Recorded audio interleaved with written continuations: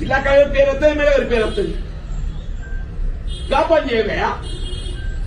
చేతిలో పని చేయకుండా తీరుతున్నదో నేను ఆ చేయకుండా కానీ ఎమ్మెల్యే నేను కూడా పోనీ ఎవడు ఎమ్మెల్యే శాశ్వతమా? నువ్వు శాశ్వతం, నేను శాశ్వతమా?